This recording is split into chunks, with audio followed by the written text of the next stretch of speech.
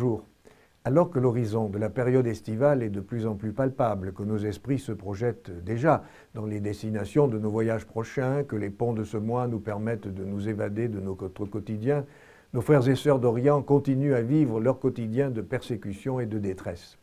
Les évêques d'Alep nous lancent cet appel poignant qui nous permet un peu plus de comprendre une souffrance que nous ne comprendrons probablement jamais totalement. Voici ce qu'ils disent. Est-ce la résurrection du Sauveur ou l'enterrement de ses disciples?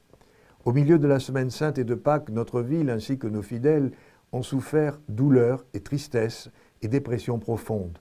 Dans la nuit où nos quartiers ont été bombardés par des grenades propulsées par des fusées, nous n'avions jamais vu ni entendu pareille destruction auparavant.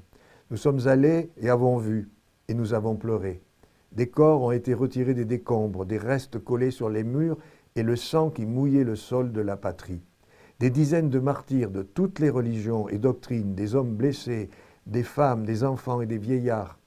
Nous avons entendu des pleurs et des lamentations, des veuves et des enfants, la panique sur les visages des gens.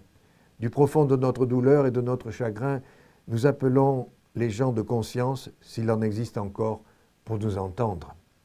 Assez de désolation et de destruction, assez d'être en laboratoire d'armes de guerre dévastatrices. Nous sommes fatigués. Verrouillez les portes des armements et des munitions. Arrêtez la fourniture des instruments de mort. Nous sommes fatigués. Que voulez-vous de nous? Dites-nous. Nous sommes fatigués. Voulez-vous que nous restions blessés, humiliés, des semblants d'êtres humains? Ou allons-nous quitter de force et être anéantis? Quant à nous, nous aimons vivre en paix, comme des citoyens honnêtes, avec les autres citoyens de ce pays. Nous ne craignons pas le témoignage, mais nous refusons de mourir pour un prix très suspect et sinistre. Nous refusons d'être Alep des martyrs, mais nous voulons rester Alep le joyau, le témoin d'amour et de paix, de pardon et de dialogue. Alep, joyau sur la couronne de notre pays, la Syrie, et de toutes les catégories de la diversité culturelle et religieuse. Pitié pour nos martyrs et guérison pour nos patients et tranquillité dans les âmes de nos enfants.